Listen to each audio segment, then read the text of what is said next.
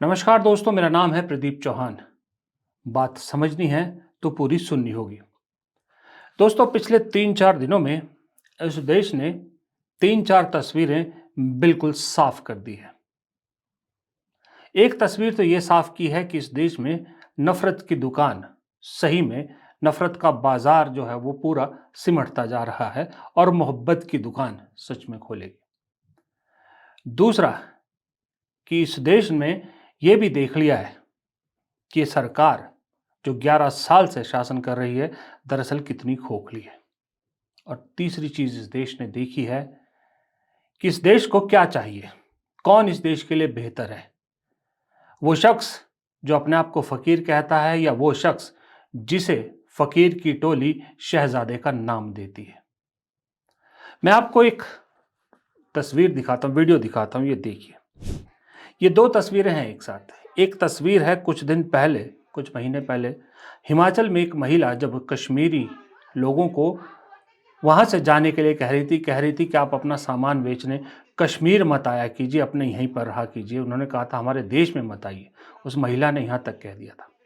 और दूसरी तस्वीर उन्हीं के उस कश्मीर से जहाँ पर ज़रूरत पड़ी तो सारे हिंदू पर्यटकों के लिए कश्मीर के लोगों ने अपने दिल जान सब खोल के रख दिए।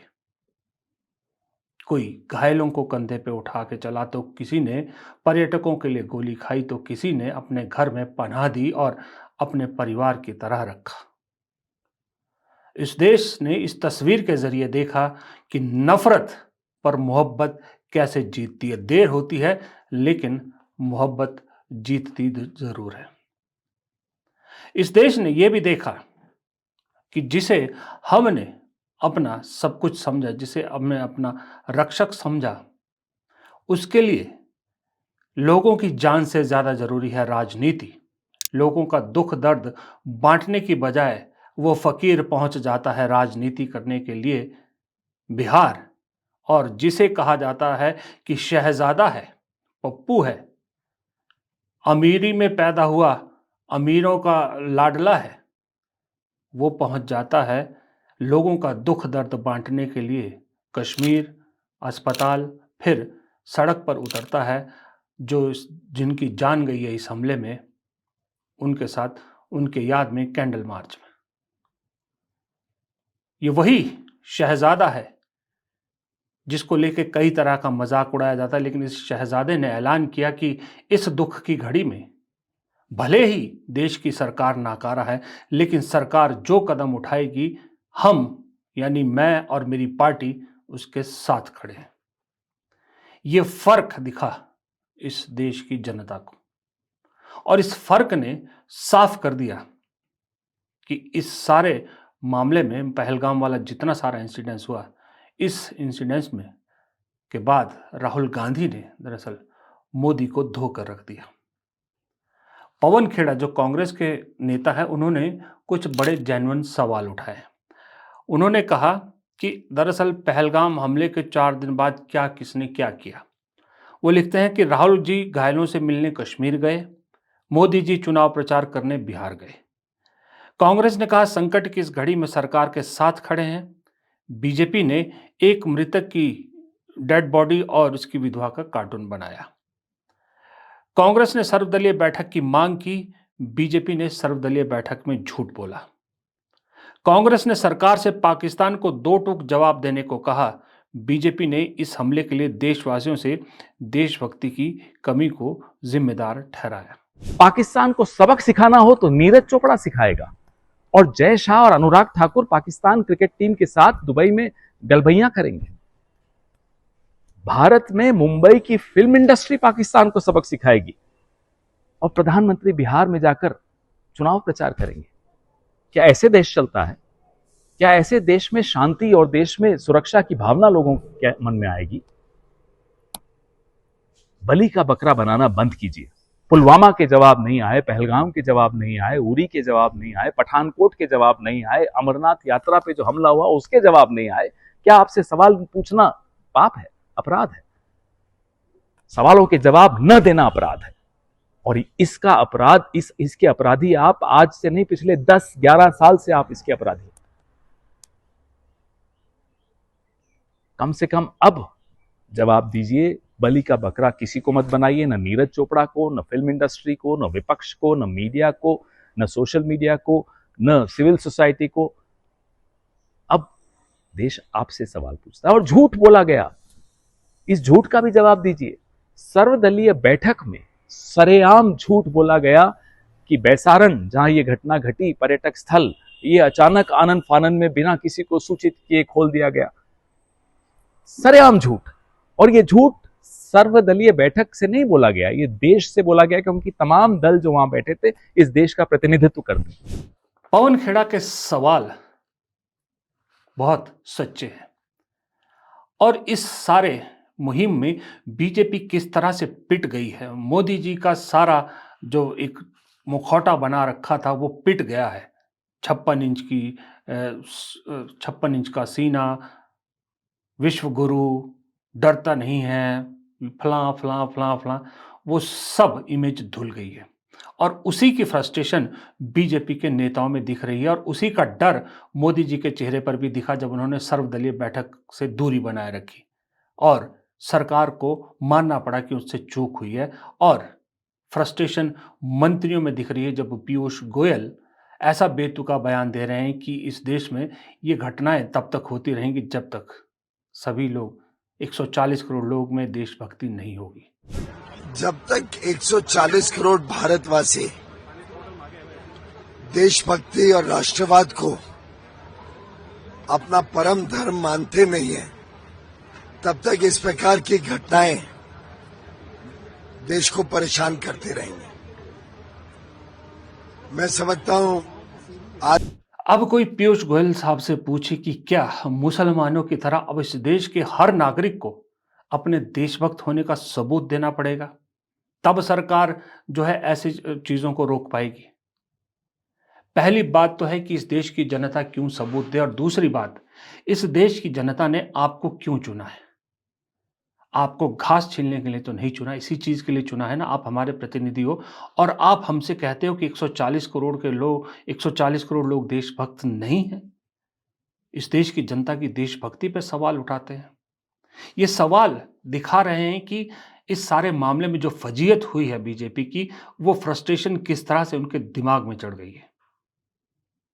मैं जानता हूं बहुत से बीजेपी नेताओं से बात भी हुई, मतलब बड़े नेता नहीं, मिडिल लेवल के छोटे नेता, कि जिन्हें हैरानी थी कि जिस दिन प्रधानमंत्री मोदी को कश्मीर, पहलगाम जाना चाहिए था, श्रीनगर जाना चाहिए था, मोदी जी बिहार पहुंच गए और जिस तरह से उन्होंने भाषण में पाकिस्तान का नाम तक नहीं लिया, वो सब हैरान है। यह अलग बात है कि बीजेपी में कोई बोल नहीं पाता, किसी की बोलने की हिम्मत नहीं होती, लेकिन दिलो दिमाग तो उनका भी काम करता है, वो भी जानते हैं सच्चाई क्या है। दूसरी तरफ याद है मैंने एक वीडियो बनाया था उसी दिन कि कांग्रेस कुछ भांप रही है, भांप चुकी है। कांग्रेस को लग गया था कि ये पुलवामा की तरह इसमें भी एक राजनीति खेली जाएगी और एक हवा बनाने की कोशिश की जाएगी और कोशिश इस बार हुई हिंदू और मुसलमान करने की। लेकिन इस देश की जनता ने जैसे रिजेक्ट किया ना इस मामले को, सोच भी नहीं सकती थी बीजेपी की जनता इस तरह से रिजेक्ट आएगी। रोजाना सैकड़ों वीडियोस लोग डाल रहे हैं, रोजाना सोशल मीडिया पर लोग भर भर के लिख रहे हैं कि ये नहीं होना चाहिए। बीजेपी का पूरा नैरेटिव धुल के रह गया, बीजेपी की पूरी संघ की पूरी सोच धुल के रह गई। उन्हें लगा था कि ये भी पुलवामा की तरह एक गोल्डन अपॉर्चुनिटी मिल गई, इसको कैच किया जाए, लेकिन हो गया उसका उल्टा। आज आलम यह है कि बीजेपी के बड़े बड़े नेता भी चुप बैठे हैं। क्यों बैठे हैं? हिंदू मुसलमान किसका फेवरेट सब्जेक्ट है और सबसे ज्यादा कौन बोलते इस पे? मोदी जी और योगी आदित्यनाथ। चलिए मोदी जी नहीं बोले, योगी आदित्यनाथ भी चुप हो गए। क्यों हो गए? क्योंकि वो भांप चुके हैं कि अगर इसको तूल दिया तो मामला उल्टा पड़ जाएगा। और ये सब कांग्रेस भांप चुकी थी, इसलिए कांग्रेस ने पहले ही दिन से फ्रंट फुट पे इस पे पूरा वो जो बीजेपी का मुकाबला बराबरी किया। अगर बीजेपी सरकार की तरफ से गृह मंत्री कश्मीर पहुंचे तो कांग्रेस ने भी अपने जनरल सेक्रेटरी ऑर्गेनाइजेशन को तुरंत वहां भेज दिया, क्योंकि राहुल गांधी देश में नहीं थे। अगर प्रधानमंत्री अपनी विदेश यात्रा छोड़कर वापस आए तो राहुल गांधी भी वापस आए। लेकिन उसके बाद कांग्रेस बीजेपी से कहीं आगे निकल गई। मुझे लगता है पिछले 11 साल में पॉलिटिकली मोदी जी ने सबसे बड़ी चूक की उस दिन जब वो बिहार चले गए और राहुल गांधी ने कश्मीर चुना। ये बातें कही नहीं जाती, लेकिन लोगों के दिलो दिमाग में बैठती जरूर है कि जो प्रधानमंत्री है, जो एक पिता है इस देश का, वो किसे चुनता है और जिसे बदनाम किया जाता है कि इसका काम ही सिर्फ सरकार के काम में अड़ंगा अड़ाना है, वो किसे चुनता है। कश्मीर हो, सर्वदलीय बैठक हो, कहीं भी हो, राहुल गांधी ने कोई ऐसा बयान नहीं दिया कि जो सरकार के खिलाफ हो। इसीलिए राहुल गांधी के किसी बयान पे कोई नैरेटिव, कोई प्रोपेगेंडा तक ये आईटी सेल भी नहीं कर पाया, क्योंकि राहुल गांधी ने मौका ही नहीं दिया। So our opposition really does not know how to listen, because they already have all the answers. They know exactly what is supposed to be done. And this is completely flawed, because it is the people who know what has to be done. And if there is one thing that we have failed at with all the social media and all the modern communication methods, it is that we have, as politicians, failed to deeply listen to what our people are trying to tell us. And this is the space where we can really operate, because our opponents have completely vacated this space. They're not there. They don't exist there. दूसरी तरफ वो घटिया गोदी media, जिसने खबर आते ही सार जैसे ही ये सुना कि धर्म पूछकर गोली मारी गई, तुरंत लगातार अभी भी कोशिश कर रही है कि ये हिंदू मुसलमान एंगल को ही कैश किया जाए, इसको फैलाया जाए। उस गोदी मीडिया की भी इतनी भद पिटी कि कश्मीर जैसे जगह पर गो बैक मुर्दाबाद के नारे लगाने पड़े। इस देश का मुसलमान उस दिन से लगातार जहां हो सके अपने देशभक्त होने की नुमाइश कर रहा है, या यूं कहें सबूत दे रहा है। वो चाहे जामा मस्जिद में हो, चाहे कश्मीर की गलियां हो, चाहे जयपुर का गलियां हो, कहीं भी हो, कश्मीर से लेके कन्याकुमारी तक हर जगह इस देश का मुसलमान पाकिस्तान को बद्दुआ दे रहा है और बता रहा है, दिखा रहा है, साबित करने की कोशिश कर रहा है कि दरअसल वो जो दहशतगर्द थे जिन्होंने पहलगाम में यह आतंक फैलाया, वो मुसलमान वो नहीं है जो इस देश के मुसलमान हैं। लेकिन सच कब तक छुपता है? आया बाहर, लोगों ने जो वहाँ थे, जिनकी मदद की लोगों ने, उन्होंने सच्चाइयाँ बताई तो पूरे देश ने सच्चाइयाँ सुनी और देश में ये नैरेटिव बनने से पहले ही खत्म हो गया। अब सच्चाई और आ रही है। ये देखिए, खबर देखिए, सौरभ शुक्ला नाम का एक लश्कर का आतंकवादी प्रयागराज से पकड़ा जाता है। भाई, इसका नाम तो सौरभ शुक्ला है, ये भी लश्कर का आतंकवादी है, तो अब इसको किस नज़र से देखेंगे? और उससे भी बड़ी खबर, जो कल मैंने हरसिमरत कौर की बाइट सुनाई थी, आपको बयान सुनाया था, कितना सही उन्होंने कहा था कि अटारी बॉर्डर तो बंद कर दिया लेकिन पोर्ट बंद नहीं किए, क्योंकि पोर्ट अदानी के पास है। और अब देखिए क्या खबर आ रही है। एनआईए खुद कह रही है कि जो 21,000 करोड़ की ड्रग अदानी के मुंद्रा पोर्ट पे पकड़ी गई थी, वो उससे आने वाला पैसा या जो भी है उसका लिंक था ये पहलगाम टेरर अटैक से।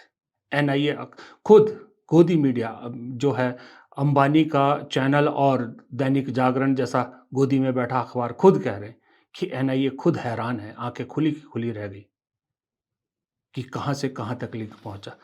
अब ऐसे में सोचिए, ये अदानी पोर्ट जो मुंद्रा पोर्ट है, अगर अदानी के पास ना होकर किसी विपक्ष के पास या किसी और बिजनेसमैन के पास होता, तो इस वक्त शायद मुझे लगता है वो कस्टडी में होता। जिस तरह से एनआईए खुद कह रही है कि इसका लिंक पहलगाम अटैक से था। लेकिन इस देश में किसी की मजाल है कि अडानी से सवाल भी कोई पूछ ले?